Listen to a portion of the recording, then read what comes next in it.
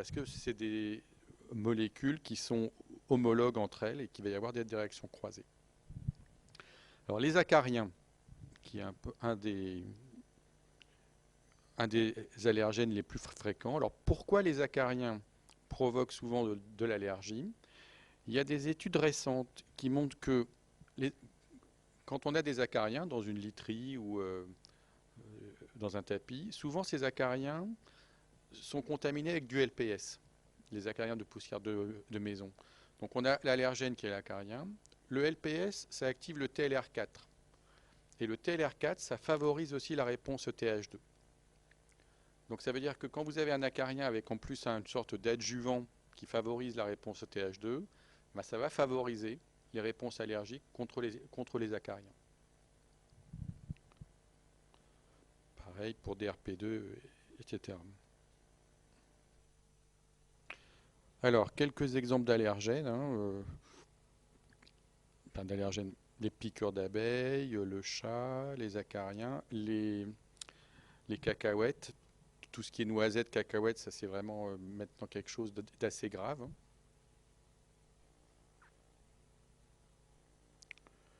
Et puis, etc. On verra à la fin un petit peu les allergènes.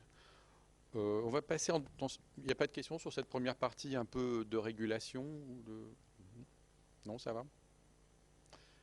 Ce qui est vraiment important pour vous, c'est tout ce qui concerne la régulation avec TH2, les cytokines et tout ça. Ça, c'est des choses vraiment qu'il faut savoir. On ne vous demandera pas la liste des allergènes possibles, mais vraiment la régulation TH2.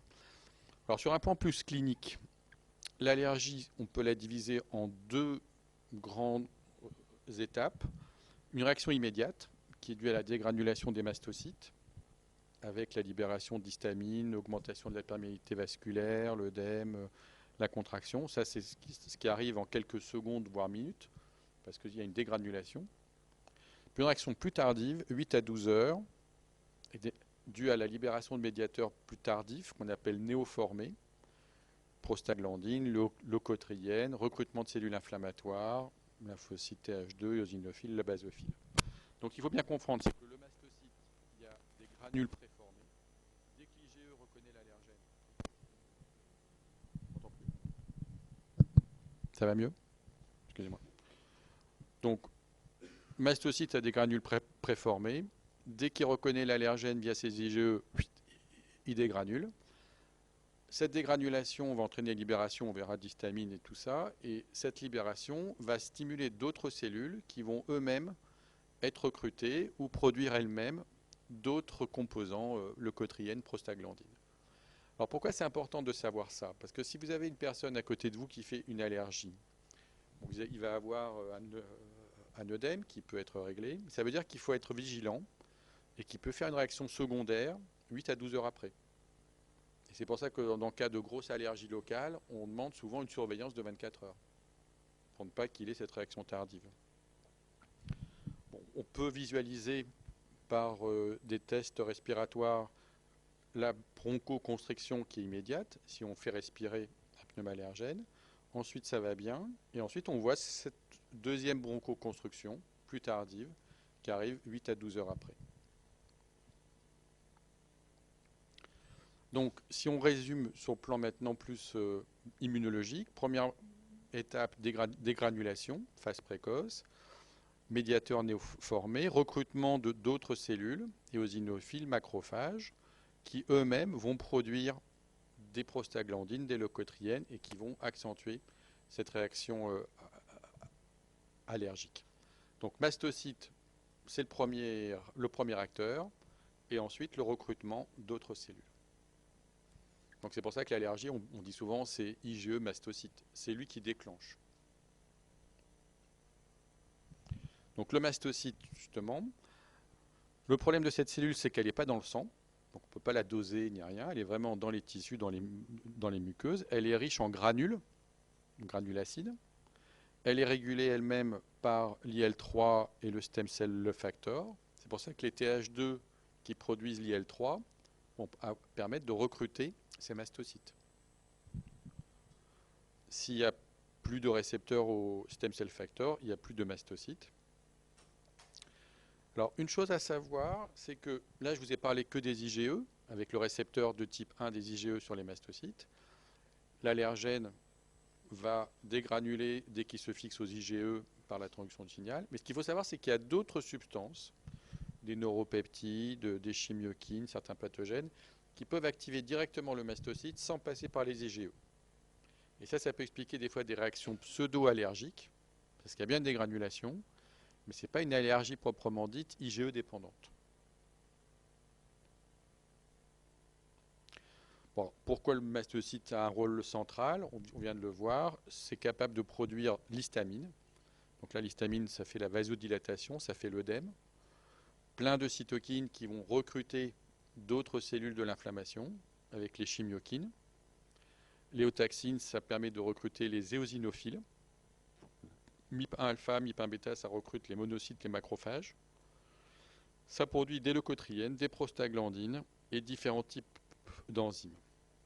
Et ce qu'on a vu au début, le mastocyte est capable de produire de l'IL4 qui va amplifier la production d'IgE par le lymphocyte B. Donc mastocyte, c'est vraiment l'acteur central.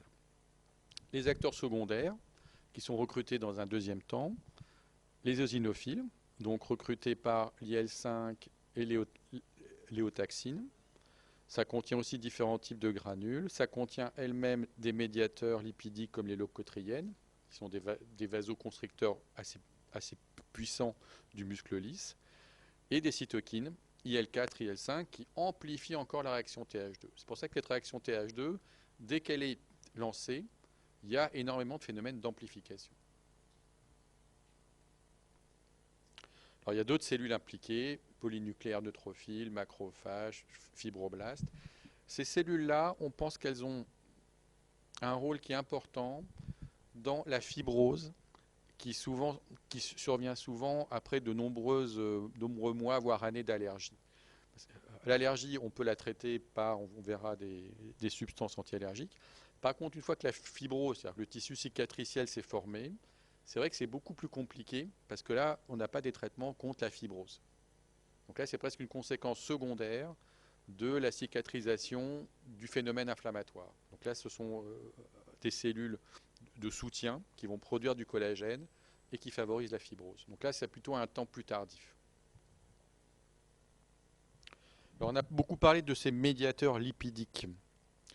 Donc ces médiateurs lipidiques que sont les prostaglandines et les leucotriènes, ça provient en fait de phospholipides membranaires qui, sous l'action de la phospholipase C, produisent de l'acide arachidonique. Et donc, sous l'action de la 5-lipo-oxygénase, ça va générer des leucotriènes. Donc, vous vous rappelez, qui jouent un rôle dans la contraction des muscles lisses, la sécrétion de mucus, un rôle aussi chimiotactique, ou sous l'action de la 5-cyclooxygénase, ça donne des prostaglandines. Pourquoi je vous donne ces détails? Je vous donne ces détails parce qu'il y a des médicaments qui ciblent spécifiquement ces enzymes. Et donc, il y a des médicaments qui sont des antileucotriènes ou des médicaments qui sont des antiprostaglandines via l'action sur la cyclooxygénase ou la 5-lipo-oxygénase.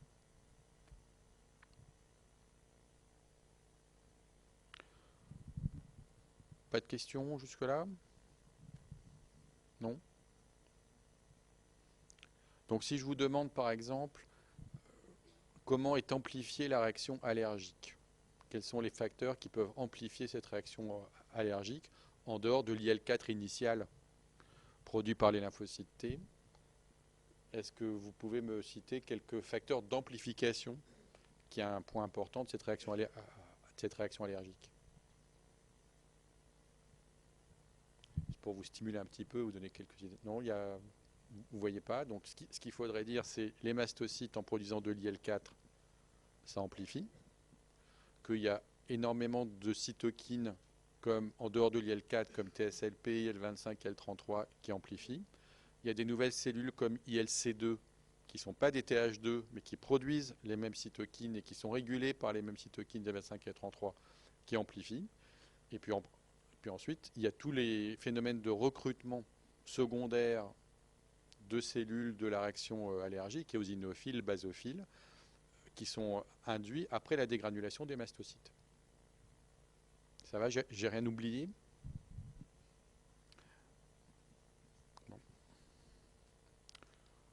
On continue. Alors, comment explorer l'allergie? Alors, il y a différents types d'exploration. L'exploration de l'allergie au moment où l'allergie démarre, en pratique, c'est très très rare, sauf dans certains cas, qui est un cas en général, c'est le patient qui est hospitalisé, qui va avoir une anesthésie ou qui va avoir une injection d'iode. Donc c'est souvent des patients qu'on suit de très près, qui sont souvent hospitalisés. Et donc là, au moment du choc de l'initiation de l'allergie, on est dans un milieu hospitalier, on peut tout de suite faire des dosages. Le plus souvent, c'est quand même au cours d'une anesthésie. Alors, pourquoi je dis ça? Parce qu'il faut que ça soit fait souvent très vite. Alors, l'histamine plasmatique, donc dégranulation des mastocytes, c'est très rapide. Il faut le faire 30 minutes après le choc. Donc, ça veut dire que si vous faites une allergie à la campagne, ce n'est pas ce type de test que vous pouvez faire. Bon, il y a des faux négatifs, attention aux faux positifs, mais ça, effectivement, si vous avez un choc anaphylactique, enfin un choc après une anesthésie ou l'administration d'un médicament ou d'un produit iodé, là, vous faites le dosage, vous voyez de l'histamine importante dans le sang, vous faites le diagnostic. Mais ça ne peut pas se faire n'importe où. La tryptase plasmatique est aussi d'origine mastocytaire. Alors par rapport à l'autre, il faut aussi la faire assez vite. Là, on a 24 à 48 heures. Il y en a qui disent qu'il y a des traces lointaines. Je dirais que c'est quand même plutôt 24 à 48 heures que supérieur à 2 semaines. Donc, il y a des faux négatifs aussi. Les faux positifs, c'est tout ce qui va être lié à une activation des mastocytes qui ne sont pas liés à l'allergie, type mastocytose ou autre chose. Et il y a d'autres substances qui sont en cours d'évaluation.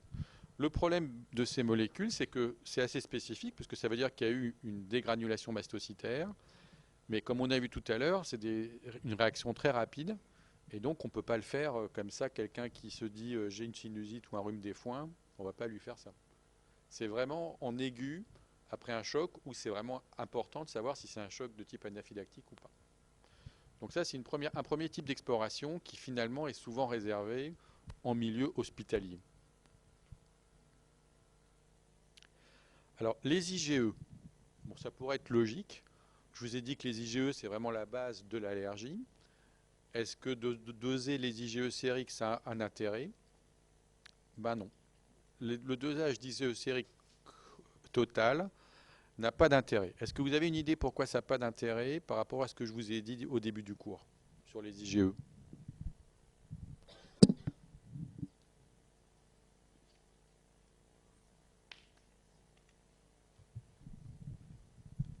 Alors, pendant que vous réfléchissiez, vous voyez que les IgE, si on prend ici le rhume des foins, la moitié des patients ont des taux bas, la moitié élevés. La rhinite, bon, c'est un peu plus... La ligne bleue, c'est les sujets normaux. C'est la limite de la normale. Donc la rhinite, si vous avez des IgE normales, ça veut pas dire que vous n'avez pas une rhinite allergique. L'asthme, bon, c'est un peu plus élevé, mais on peut être négatif et c'est normal. Le seul cas où les IgE totaux sont vraiment élevés de façon systématique, c'est l'eczéma atopique. Donc, avec ça, effectivement, on ne peut pas dire que les IgE sériques sont le marqueur important de l'allergie, ce qu'on aurait pu te penser.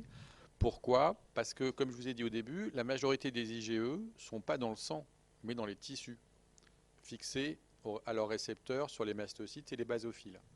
Comme on ne peut pas analyser les IgE dans les tissus, cet IgE sérique n'est qu'un reflet assez médiocre de ce qui se passe vraiment en termes d'expression d'IgE sur les mastocytes. Ensuite, bon, ça c'est 20% des individus allergiques qui ont des taux d'IgE normaux, et pareil ici, c'est clair. Ensuite, il y a beaucoup de causes d'augmentation des IgE totales. Là, on est dans les IgE totales. Parasitose, effectivement, déficit immunitaire, le tabac, ce qui peut poser problème. Quelqu'un qui fume et qui a des manifestations un petit peu asthmatiques, ce n'est pas toujours facile de faire la différence. Et une augmentation des IgE avec un terrain un peu pseudo-asthmatique chez quelqu'un qui fume, ça ne veut pas dire qu'il est allergique, ça veut dire que c'est peut-être le tabac. Bon, après, il y a d'autres infections virales qui peuvent entraîner. Donc, les IgE totales, clairement, c'est pas un marqueur intéressant et c'est souvent un piège. Est-ce qu'il faut doser les IgE totales? Il y a encore beaucoup de médecins qui dosent les IgE totales. Ça a peu d'intérêt. Par contre, ce qui est plus intéressant, c'est effectivement les IgE sériques, mais spécifiques d'un allergène. Donc là, l'idée, c'est, vous faites un interrogatoire, vous suspectez, je ne sais pas moi, qui est une allergie aux chats ou aux chiens ou aux acariens ou à des pollens parce que ça revient toujours à la même époque. Donc il faut faire un interrogatoire. À partir de cet interrogatoire, vous pouvez identifier des groupes d'allergènes. Et aujourd'hui, il y a des tests qui permettent de détecter la présence d'IgE spécifiques de cet allergène. Donc c'est pas comme tout à l'heure, on dose toutes les IgE. Donc là, ce qu'on fait, c'est qu'il y a des plaques où on va coter des mélanges d'allergènes. Mais l'interrogatoire est important parce que des allergènes, il y en a des milliers. Il faut que par votre interrogatoire, vous identifiez des groupes d'allergènes. Ensuite, vous prenez le sérum du patient, où il y a normalement l'IgE spécifique. Et ensuite, vous revenez avec un anti-IgE qui est marqué. Et si les IgE se sont fixés sur l'allergène, ben normalement, elles vont être révélées par une coloration. Donc ça, c'est un test qui est de plus en plus développé parce qu'on pense que c'est beaucoup plus intéressant que les IgE totales. C'est ce qu'on appelle les tests multi-allergéniques de dépistage de type Fadiatope. Alors ça, c'était la première génération de tests, mais qui a permis quand même de faire des progrès. Aujourd'hui, il y a ce qu'on appelle les tests de deuxième génération. Donc là, au lieu de mettre quelques allergènes sur une plaque, on peut mettre carrément des batteries d'allergènes. Donc là, c'est carrément des biopuces. On va mettre 60 molécules, 46, il y a une centaine de